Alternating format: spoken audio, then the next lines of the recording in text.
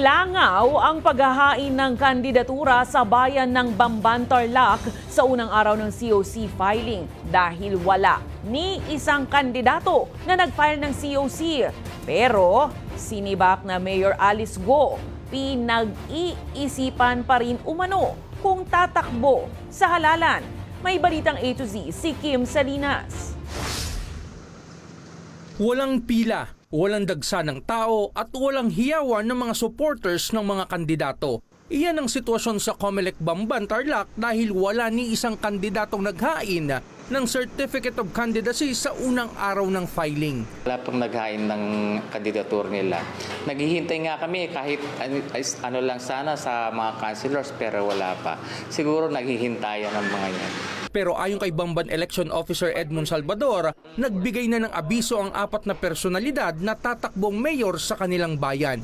Kabilang dito ang kasalukuyang acting mayor na si Erdy Timbang at isa pang ex-mayor ng Bamban. Ayon sa Comelec Bamban, pareho pa rin naman ang kanilang proseso sa pagtanggap sa mga yahaing COC.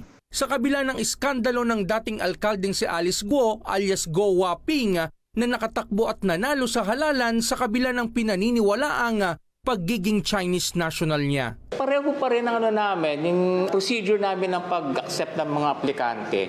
Kasi basta nagano sila, yung application naman nila, yung under oath ang mga yon, nasa kanila kung totoo o hindi, kung yung mga nilalaman ng application nila. Ayon sa abogado ni Alice Go, pinag-iisipan pa ng kanyang kliyente kung maghahain ng kandidatura at kung anong posisyon. Una nang naglabas ng dismissal order ang ombudsman labang kay Go, kaakibat nito ang pagbabawal sa pagtakbo sa anumang pwesto sa gobyerno. Sinabi ng Comelec na hindi maaaring tumakbo sa halalan si Go kung walang restraining order ang Court of Appeals laban sa utos ng ombudsman.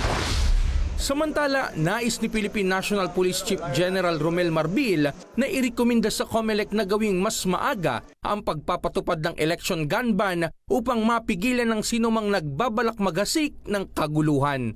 Karaniwan, buwan pa ng Enero sinisimulan ang gun ban. Ang hinahabol po talaga namin yung mga loose firearms right now. Kaya very careful po kami. Sabi ko, ang nangyayari kasi kami natin mga loose firearms. Kaya nga very strict po kami ngayon. But kinukonsider talaga namin na early po yung gun ban po natin for this incoming election. Isa sa mga nakaalerto laban sa election violence ay ang Central Luzon o Region 3 kung saan itinalaga na bilang bagong regional director si Police Brigadier General Rodrigo Maranana. Aminado si Maranana na mainit ang eleksyon sa kanyang bagong nasasakupan. Alam naman natin dito sa Region 3, nandito rin yung mga risk factors kung bakit hindi nagiging isang maayos at matahimik ang eleksyon. Nandyan yung presence ng mga private armed groups, yung loose firearms, mga criminal gangs. Agad niyang ipinag-utos sa kanyang provincial directors ang kampanya laban sa private armed groups at tiniyak na sa paghahain pa lang ng COC ay magiging mapayapa ito. Para sa Balitang A to Z, Kim Salinas.